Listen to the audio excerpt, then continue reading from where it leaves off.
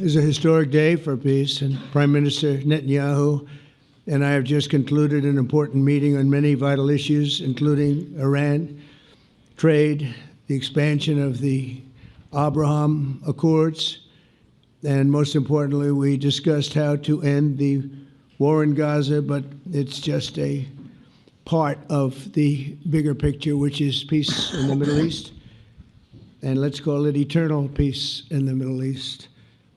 So this is far more than anybody expected, but the level of support that I've had from the nations in the Middle East and surrounding Israel and neighbors of Israel has been incredible, incredible. Every single one of them.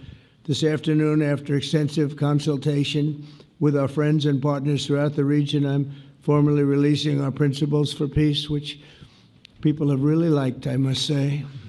And these are done not just routinely done, these are done with total consideration and working with the nations that we're talking about. All of these nations have made contributions to those suggestions.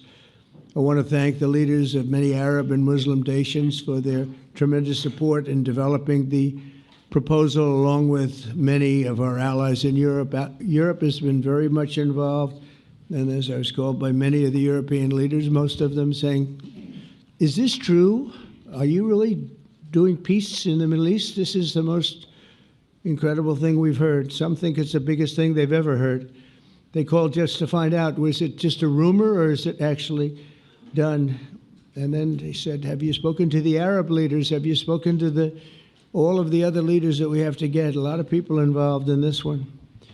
I also want to thank Prime Minister Netanyahu for agreeing to the plan and for trusting that if we work together, we can bring an end to the death and destruction that we've seen for so many years, decades, even centuries, and begin a new chapter of security, peace, and prosperity for the entire region. And I want to just say that my meetings and dialogue that we had with so many countries, Saudi Arabia as an example, the king is a phenomenal person. The Emir of Qatar, he's incredible people.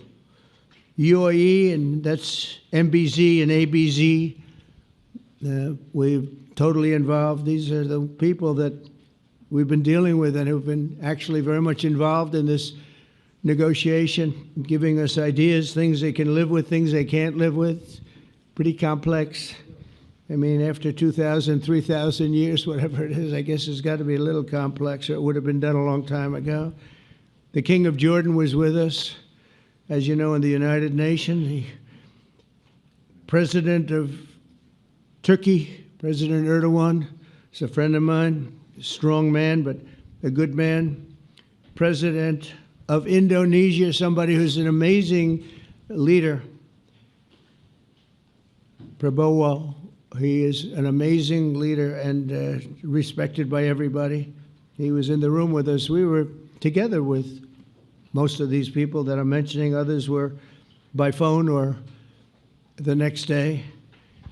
The Prime Minister and the Field Marshal of Pakistan, they were with us right from the beginning. Incredible. In fact, they just put out a statement that they fully believe in this pact. It just came out just as I was walking around. They said, sir, you have a big notice from the Prime Minister of Pakistan and from the Field Marshal that they back this 100%. President El-Sisi of Egypt, who's terrific.